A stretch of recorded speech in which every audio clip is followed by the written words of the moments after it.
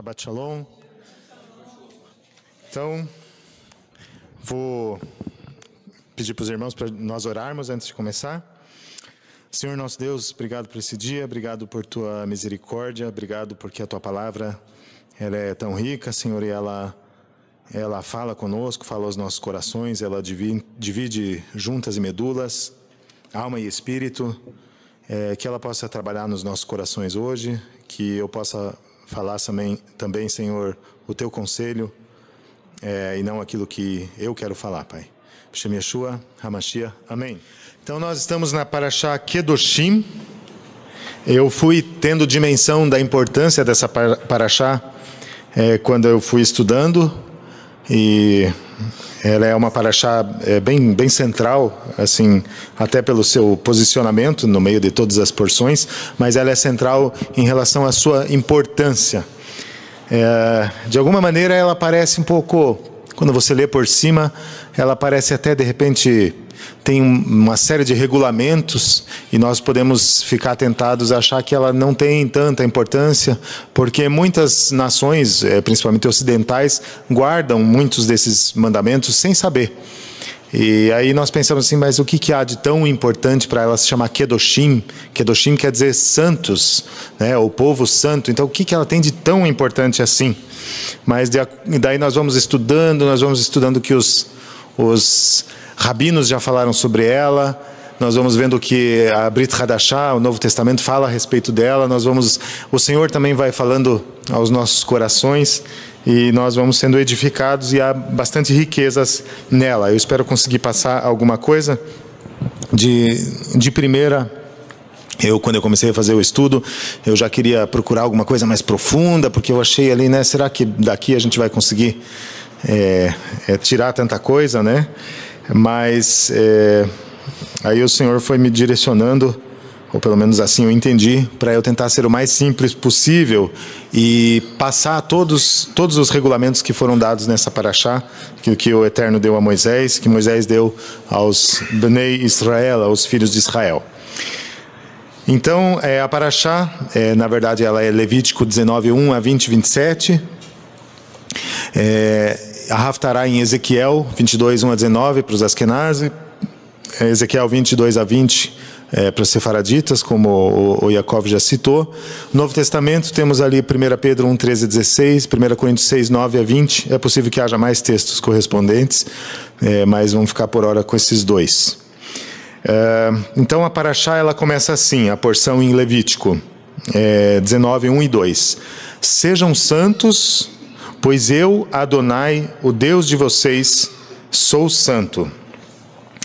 E aí já começa uma série de regulamentos, mas o primeiro, em Levítico 19, 3, fala assim: cada um de vocês reverenciará seu pai e sua mãe, e vocês guardarão meus Shabbatot.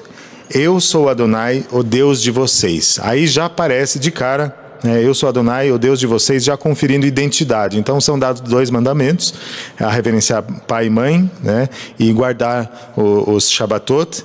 E logo o Senhor fala: pois eu sou Adonai, o Deus de vocês, eu sou santo. Kedoshim tihiu ki kadosh ani Adonai Elohim. Nós vamos já ver mais esse verbo tihiu, que seria sereis, ou sejam, né? Então começa com reverenciar pai e mãe, guardar o Shabat, ou os meus Shabbatot. Shabbatot é o plural de Shabat. Aí já fala da idolatria, para que o povo não volte à idolatria, não volte a fazer estátuas de metal. Ali fala especificamente sobre metal, né? Ou ídolos de metal. Aí o texto segue falando leis concernentes aos sacrifícios, mas apenas em relação a ofertas de paz. Então, cada um que fosse oferecer um sacrifício de paz tinha que consumir a oferta. Depois de consumida pelo fogo, ela poderia ser consumida até o 3º dia, né? Talvez ali o Eterno já queria criar um gatilho na mente do israelita, né, em relação ao 3º dia. Nós lembramos do Mashiach, né, do nosso Messias, de Yeshua, que ressuscitou ao 3º dia. Depois vem uma lei concernente à ceifa, né? O judeu, ele tinha que, quando ele tinha terras ali, ele teria que fazer, ele não deveria atentar para os cantos, né? Aquilo que ficou nos cantos da produção, os agricultores ou os produtores, eles não deviam atentar para aquela parte e nem para aquilo que ficava pelo caminho. Bom, aquilo que ficou no caminho deixa, né? Vamos colher, mas aquilo que ficou, e isso deveria ficar tanto os cantos como aquilo que ficou pelo caminho, tanto das uvas como das espigas, deveria ficar para o pobre e para o estrangeiro. E ali nós já vemos um princípio que fala muito conosco da preocupação, essa preocupação social. Hoje se fala muito de uma preocupação social, mas nós jogamos isso para o Estado, né? Mas pela palavra de Deus, nós não jogamos isso para o Estado, mas é o povo de Deus, é a igreja de Deus, né? É o povo de Israel que vai socorrer o órfão, a viúva, o pobre, o estrangeiro. E então essa é uma função da igreja do Senhor. E naquele tempo o Eterno já começou a instituir isso, né? Nós temos a tendência como homem natural, às vezes olhar a grama do vizinho, que a grama do vizinho é mais verde, né? Nós temos a tendência à cobiça, mas o Eterno, ele vem com uma outra forma de lidar conosco. Ele já fala assim, olha para o que você tem, para aquilo que você é, seja grato e doe, né? Em vez de olhar o que o outro tem, é melhor olhar o que o outro não tem e onde nós podemos ajudar, né? Como quando Paulo, quando ele fala a carta aos Efésios, qual que é a expressão de graça na vida do crente? É aquele que, por exemplo, aquele que roubava, recebeu Yeshua, não roube mais, antes ajunte para ajudar aquele que precisa. Então é uma mudança de mentalidade, né? Que o novo nascimento era para provocar na vida do crente, mas o Senhor começou a falar isso lá atrás, já lá para o povo de Israel. E eu achei interessante que o título aqui de um texto que fala sobre isso, fala do resgate de nossas próprias bênçãos, né? Que a nossa bênção, ela está em poder abençoar, a nossa bênção está em poder servir, né? E o Senhor estava ensinando isso naquele tempo já. Quando nós seguimos no texto em Levítico 19, fala sobre não roubar, não mentir, não julgar em falso pelo nome do Senhor, não roubar o vizinho, não reter o pagamento de um trabalhador, vamos dizer até outro dia ou até o sol se pôr, né? Eu tenho meus clientes e eu desejo que quando eu termino o serviço, eu tenho um e outro que eu posso fazer isso, outros têm data programada para pagar, mas tem um ou outro cliente eu posso falar, ó, terminei, fechou, está aprovado, já passo o meu Pix, e é bom demais, né? É bom quando é feito para nós, mas nós também temos que fazer para o nosso próximo, né? Então você vai lá, chama alguém ali para cortar a grama, fala, posso acertar daqui a 10 dias. Não, o ideal é que você pague na hora, resolva aquela situação, né? O texto segue falando sobre não ser parcial ao julgar, né? Então isso, nós realmente, quando nós vemos a profissão de um juiz, né? Quando ele está ali julgando uma causa difícil, ou não, ele não pode ser parcial, ele não pode ser tendencioso, não pode ter ranço, ele tem que estar completamente neutro, né? E nós devemos andar assim, né? Nós devemos julgar as coisas, julgar as situações, e às vezes até temos que julgar pessoas, mas nós não podemos ser parcial nesse julgamento, segundo nossas próprias vontades ou desejos. E aí ele fala um texto que ele vai se tornando central nessa paraxá, que ele começa a falar sobre vizinho, que ele fala assim, não espalhe calúnias, não fique neutro se o teu vizinho está em perigo, né? Nós temos uma situação agora de um vizinho distante, que é um estado, que é o Rio Grande do Sul, passando por calamidade, mas não é somente para aqueles que estão bem, não é somente o vizinho lá longe, mas é o nosso vizinho, é o nosso próximo, né? Como a tradução, tem traduções que usam aqui o termo próximo, né? Não fique neutro se o teu próximo está em perigo, né? É o que aconteceu no caminho ali com aquele samaritano, aliás, aquele judeu que caiu pelo caminho e um samaritano socorreu ele não ficou neutro, né? O Rabino Hillel, haviam duas escolas, talvez a maioria saiba, né? De Hillel e de Shammai. Shammai, ele era mais, como é que é o termo? Ele era mais irredutível, né? Não era esse o termo que eu queria, mas ele era mais duro, vamos dizer assim, em relação ao ensino da Torá. Hillel, ele era mais flexível, ele buscava uma questão mais interior, vamos falar assim, né? E um dia vieram perguntar para ele o que você consegue explicar a Torá em um pé só, né? Então ele fez ali como que um 4, ficou em um pé só, e ele falou assim, ó: o que é odioso para você, não faça para o outro. Esse é o resumo de toda a Torá. Agora vá estudar. Como saiu uma referência aí? Mateus 7,12, que Yeshua fala. Então, ama teu próximo como a ti mesmo, em parte, não fazer aquilo que é odioso, né? Então, se de alguma forma você está com alguma situação com alguma pessoa, então se nós estamos fazendo uma difamação ou falando mal de uma pessoa, a gente tentando se colocar no lugar, mas se essa pessoa fizesse isso comigo, ou se outra pessoa fizesse isso comigo, não seria interessante, né? Então, o que é odioso para você, não faça a outrem. E aí o texto continua: não odeiem o seu irmão no seu coração.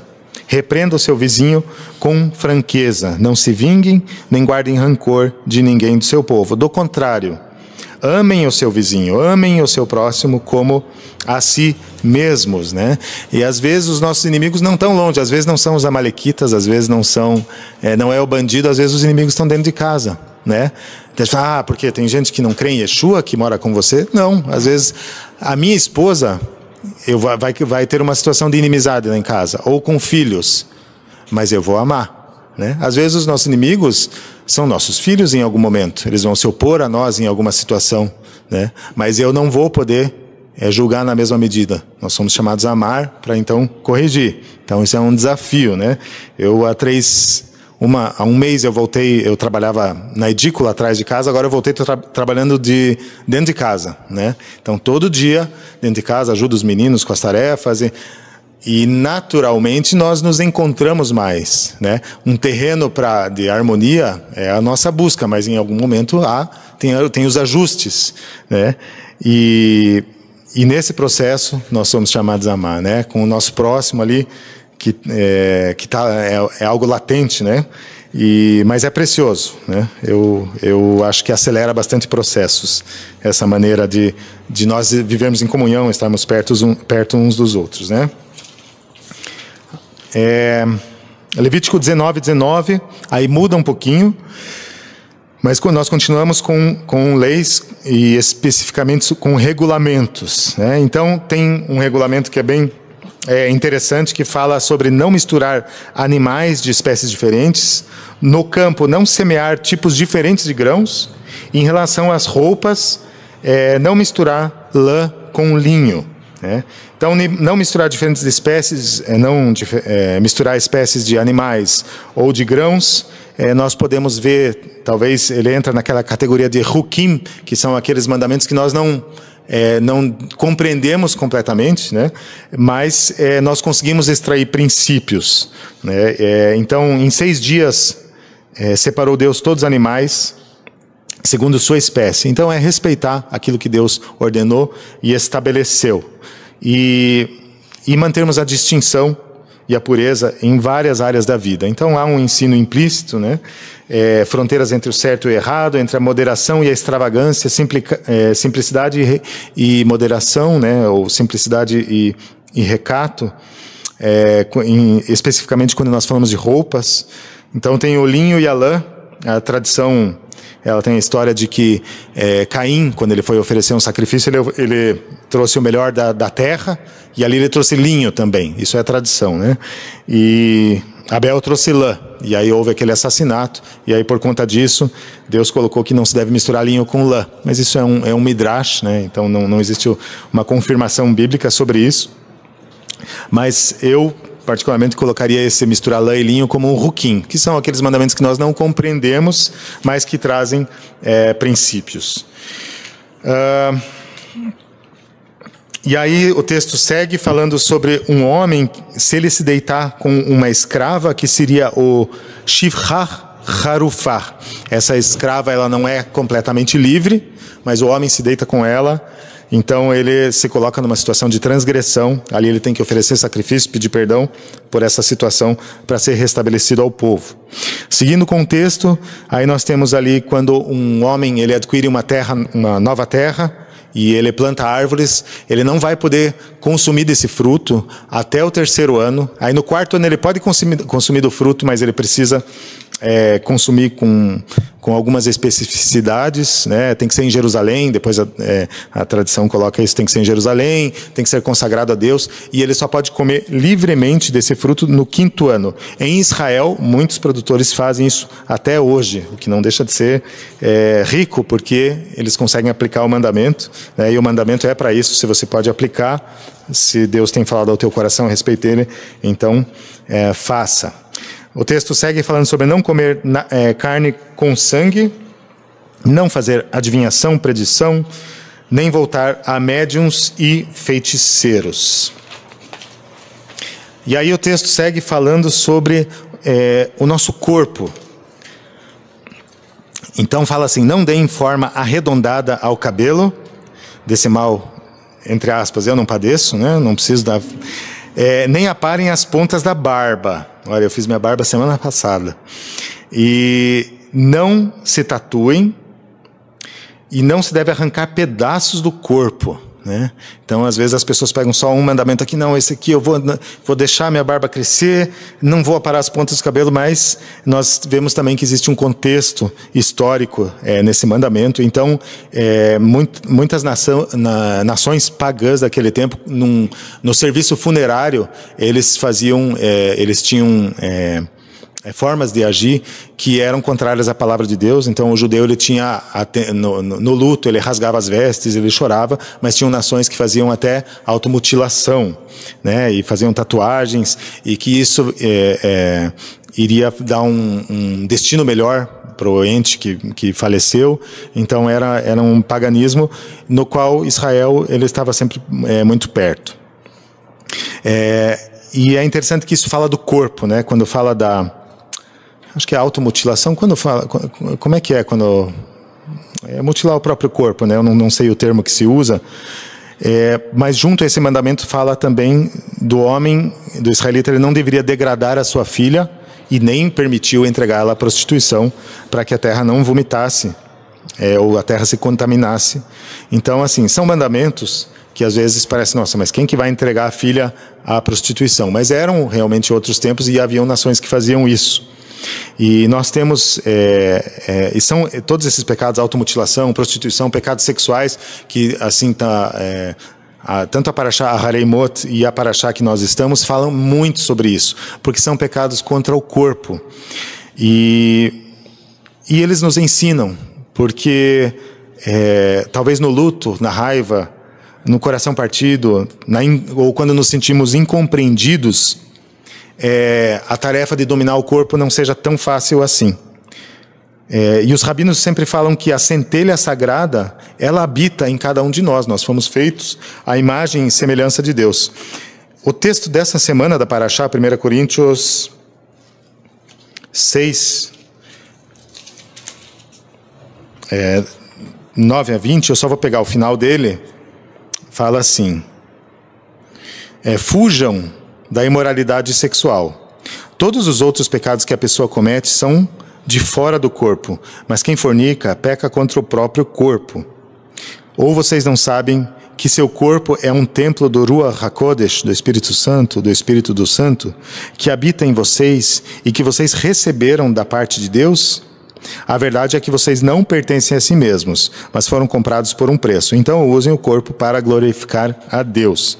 Então, às vezes nós achamos que a igreja primitiva era tudo muito perfeito, né? Que o padrão de santidade, mas a igreja primitiva tinha problemas, e a igreja de Corinto especialmente, né? Tinha problemas muito sérios, principalmente ligados à área moral. Era uma igreja que abundava em dons, mas ela tinha problema ali de fornicação, né, da pessoa deitar com o próprio enteado, e Paulo até falou, como que vocês não tiram do vosso meio quem fez isso?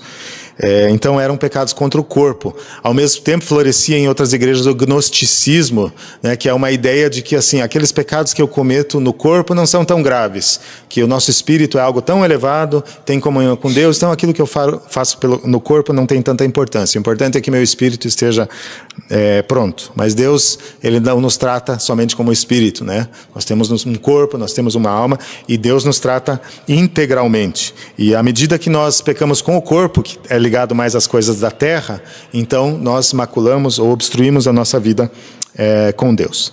Levítico 19:30 fala: guardem meus Shabatot, reverenciem meu santuário, eu sou Adonai. Quando nós vamos contar, aparece 8 vezes, só nessa paraxá, porque eu sou santo, eu sou Adonai, né? Então, sempre nos chamando, né? Sereis santos, pois santo sou eu, o eterno vosso Deus. Isso. Pois santo sou eu, o eterno vosso Deus. Esse trecho aparece 8 vezes nessa paraxá.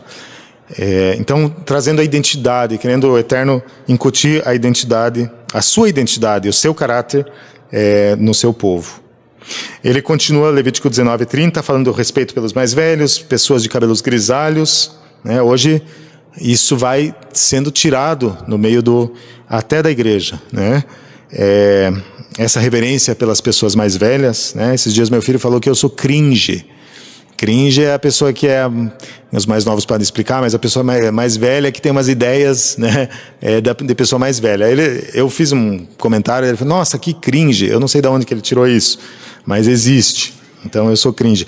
Mas nós somos chamados a respeitar, né, os mais velhos e a ouvir e aprender por causa da sua experiência e porque é mandamento de Deus.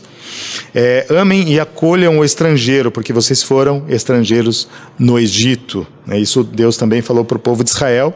E sejam honestos nos pesos de secos e molhados, ou secos e líquidos. Então, quando for fazer uma cobrança, quando tem fazer peso, medida, você ser honesto nessas pequenas coisas, né? Às vezes nós pensamos que Deus nos chama para as grandes coisas, mas é nas pequenas coisas que nós temos que ser fiel, e aí sim Ele pode nos conceder as grandes. E aí eu sei que esse resumão está demorando, mas a gente já vai para uma outra fase. Aí tem Adonai disse a Moshe, continuando Levítico 20 já, aqueles que oferecerem sacrifício a Moloque, que era um sacrifício de crianças, né, então haveria pena de morte sobre eles. Então entra aí a questão até do aborto e outras questões.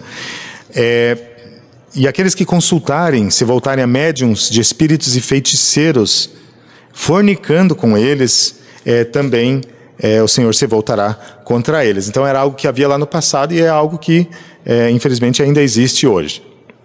Basta pesquisar um pouco aí. Levítico 27 fala: consagrem-se, vocês devem ser santos, pois eu sou Adonai, o Deus de vocês, de novo. E aí ainda nós vamos ver leis sobre não amaldiçoar pai e mãe, sobre adultério, relações sexuais impróprias, bem impróprias, depravação, relações até com animais.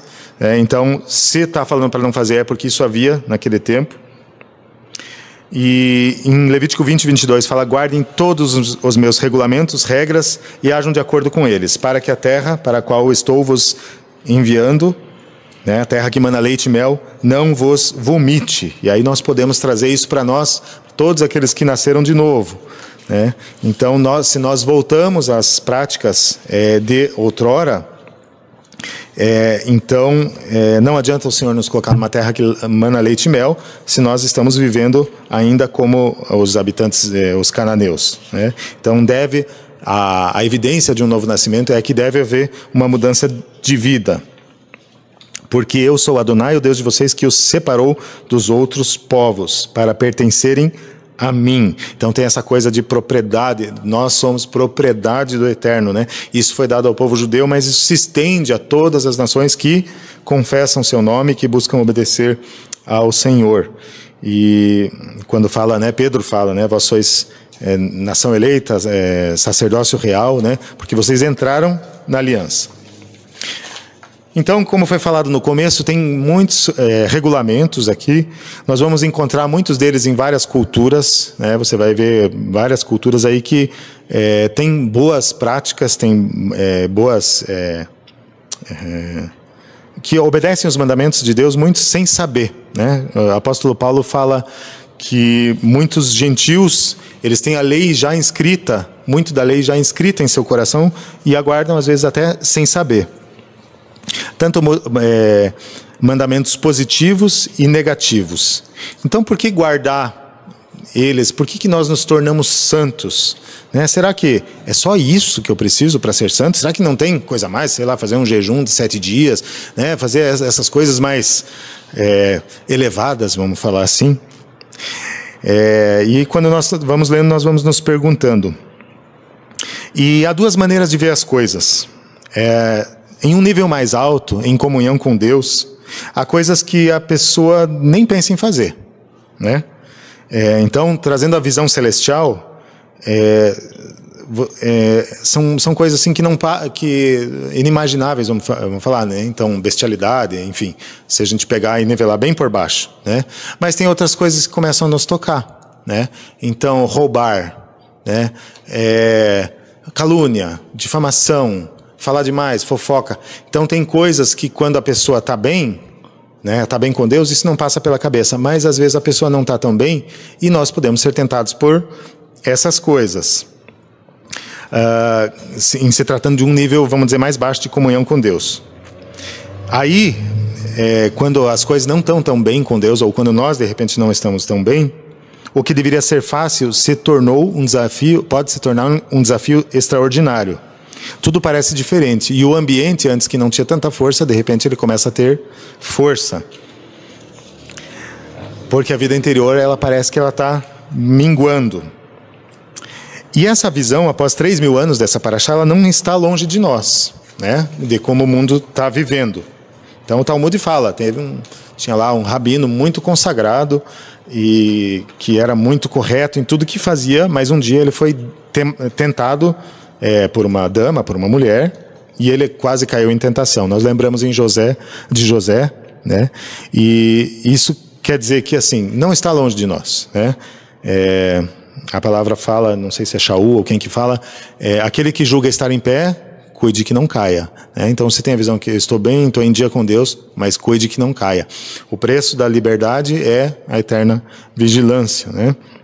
Então a Paraxá Kedoshim, ela apresenta uma longa lista de requisitos, talvez pareçam requisitos menores, modestos, nenhum dos quais é extraordinário por si só, mas cada um se repete dia após dia.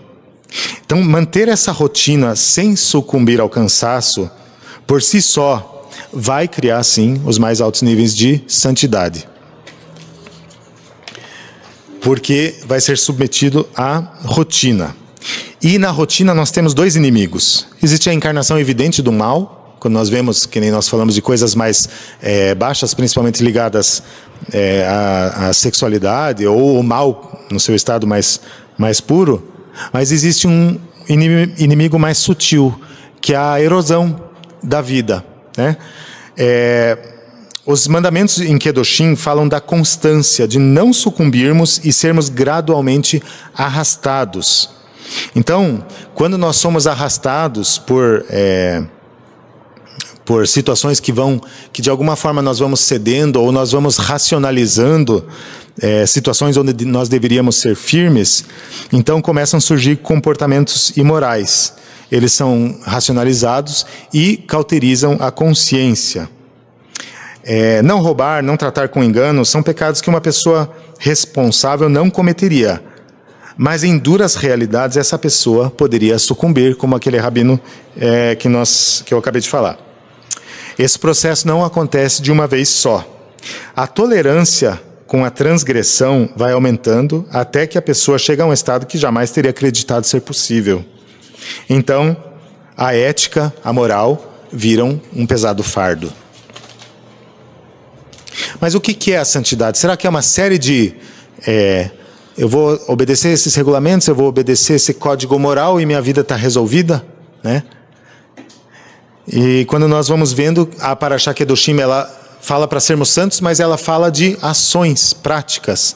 Mas a gente fica meio sem saber, mas o que é a santidade? E eu achei um texto interessante aqui que fala assim: santidade é se comprometer com um tipo de vida em que você esteja ciente dos sacrifícios esperados de você desde o início. Se não houver uma predisposição nossa, né? Yeshua fala, aquele que quer me seguir, renuncie-se a si mesmo, tome a tua cruz e segue-me. Se eu não tiver essa predisposição, Shaul, quando foi chamado, ele perseguia ali os primeiros judeus crentes, né? Você vai perguntar se ele estava fazendo errado? Ele fazia para o Senhor. Mas uma coisa ele tinha, compromisso, né? Deus falou assim que esse é para mim um vaso escolhido.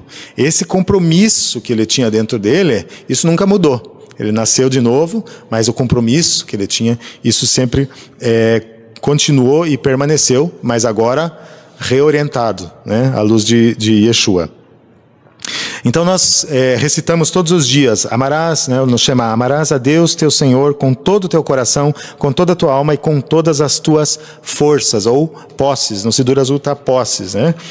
Então a pessoa deve enfrentar esses sacrifícios não uma vez na vida, mas todos os dias, geralmente 3 ou até 10 vezes por dia. Quem que vai conseguir manter isso se não tiver uma predisposição anterior desse compromisso com Deus, né?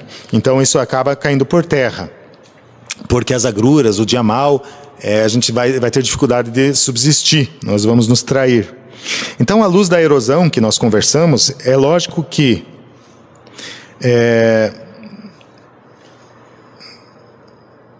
perdão aqui. É lógico que, na verdade, a demanda mais difícil das 3, né? Amar a Deus com todo o teu coração, com toda a tua alma e com todas as tuas forças, ou posses. Primeiro vem com todo o coração. Essa é a primeira demanda que Deus pede de nós, né? Não adianta falar pro cidadão, ame com todas as tuas posses, se o coração não está ali. Então, por isso que o Senhor fala, quem vai de dar o dízimo ou doar com, Deus ama quem dá com alegria, né? Porque Deus não quer um coração que não está voltado para Ele, Deus não precisa de um coração que não está voltado para Ele, que está ali só fazendo um compromisso, uma demanda pragmática ou religiosa. Deus quer que o nosso coração esteja envolvido. Então, primeiro o coração, depois com toda a sua alma. A alma é o que? Entendimento, mente, vontade, né? E se alguém verdadeiramente é corajoso a ser santo, ele também pode servir a Deus com todas as suas forças ou posses. Então, um leão ou um urso pode ser abatido, mas 1 milhão de cupins é um tipo diferente de desafio. O segredo para alcançar essa coragem é santificar-vos e sede santos, porque eu sou santo. Então nós buscamos ser santos porque Ele é santo, não porque nós temos uma demanda autônoma ou que nós temos um padrão de ética, que nós aprendemos dos nossos pais. Tudo isso é importante, mas nós buscamos ser santos porque Ele é santo. E aí nós começamos a entender o verso. Eu sou Deus e eu não mudei. A solução agora não me entendo mal, competir com Deus. Quando trazemos Deus para a cena, começamos a entender o significado desse verso. Eu sou Deus e eu não mudei, né? Deus não muda, Ele permanece santo, não importa quais sejam as circunstâncias. Quem habita com eles em meio à impureza? Deus que habita com eles em meio à impureza. Deus tem a habilidade, isso está em Levítico 16:16. Deus tem a habilidade de manter a vida em meio à impureza. A Parashat Kedoshim afirma que nós também podemos andar em seus caminhos. Então, e só então conseguiremos ser santos como Ele. E é interessante que esse termo ser, né? Sereis santos, né? Que é o verbo tihiu. Gramaticalmente é uma forma futura, mas as implicações são para o agora. Seja santo agora. A santidade é uma luta diária, aqui e agora, bem como um anseio futuro, né? Os filósofos falam que é o imitatio Dei, né? Onde nós buscamos ser imitadores de Deus, né? Assim como Deus cuida do órfão e da viúva, nós imitamos a Deus, nós também buscamos cuidar do órfão e da viúva. Assim como Deus descansa no 7º dia, então nós também descansamos. Isso que Paulo fala em Efésios 5, 1 e 2. Sede, pois, imitadores de Deus como filhos amados e andai em temor, como também andai em amor, como também Cristo vos amou. E se entregou a si mesmo por nós, em oferta e sacrifício a Deus. E isso vai ser um aroma agradável a Deus se nós dessa maneira agirmos. E em Yeshua, o Senhor nos chama para ser. Em 1 Coríntios 1:30 fala que Deus fez de Yeshua para nós, Yeshua, a palavra viva, Ele fez dele sabedoria e justiça e santificação e redenção. A redenção acontece lá no final, mas a santificação já é um processo que ele começa hoje. É Yeshua quem estabelece a compreensão da verdadeira espiritualidade, a compreensão da verdadeira esperança de Israel, que reside no ser.